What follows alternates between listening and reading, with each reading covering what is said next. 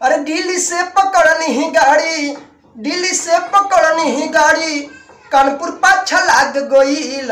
कलयुग में पहले तो लड़का पॉकेट मारी करते थे, बाकी आजकल साली लड़कियां भी पॉकेट मारी करने लगी। आजकल बहुत संभल के चलना, अगर सफर में कर रहे हैं ना तो लड़कियों से बच के रहना भाई, ना तो आपको धक्का देगी कहीं क्या कर रहा है, बस कहानी खत्म। मेरे साथ एक घटना घटा था। मैं मगध एक्सप्रेस ले मैं घर जा रहा था, दिल्ली से ट्रेन पकड़ा था और मुगल सराय जाकर मेरे से कांड हो गया। मैं उस पर गाना सुना रहा हूँ, सुनिए क्या हुआ था मेरे साथ।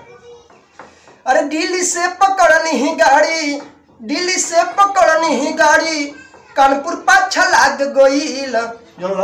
दिल्ली से मगध एक्सप्रेस पकड़नी और कानपुर जाते कान हमारा जगह बैठ आई मुस्काई हम पास में बैठल तब मोहन साहब उतरता तो खेला हो गुड हमारा। हाँ अरे दिल्ली से पकड़नी ही गाड़ी, कानपुर पाछा लाग गईल। जब मुगल सराय के सामने आइल तो पॉकेट मार के भाग गईल। जब मुगल सराय के सामने गईल तो पॉकेट मार के भाग गईल। खेला बहुत बढ़िया खेल रहे। अरे हम नाही जननी ही दादा रहे पॉकेट मारू, हमारा से को देलो सो धोखा बढ़िया रू। बहुत धोखा बढ़िया भाई। लड़कियां ले बच के रहना, प्रदेश में जा रहे हैं ना या घर जा रहे हैं पैसा कमाते, लड़कियां ले बच के रहना। लड़के तो आपको दिखेंगे कि हाँ पॉकेट मारवा है, बाकी लड़कियां मुस्का के पॉकेट लेती है। हंसेगी आप हंसोगे, पैसा गया। अरे हम नाही जननी ही दादा रहे पॉकेट मारू, हमारा से को देलो सो धोखा बढ़िया रू। और देख के सूरत हमरो दिलवा ओकरे दिल पे लाग गईल।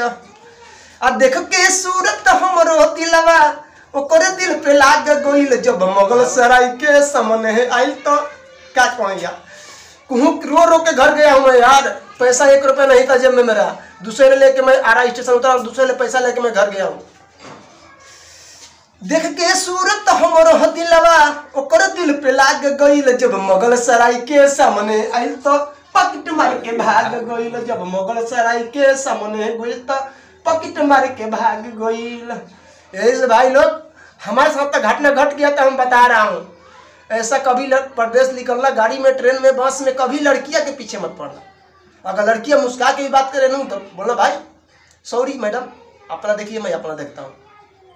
लड़कियां लड़का तो मैं पहचान में आए थे कि बाकी कुछ के हाँ, बाकी लड़कियां आपको मुस्का के ले जाएगी। नमस्कार। अगर बात अच्छा लगा, वीडियो अच्छा लगा, मेरे साथ जो घटी है घटना सुनाया हूँ, बात में सहमत है तो वीडियो को लाइक, पहला बार देख रहे हैं तो पेज को फॉलो कर लीजिए। राजेश रावण चैनल यूट्यूब पे देख रहे हैं, चैनल को सब्सक्राइब के लिए। नमस्कार।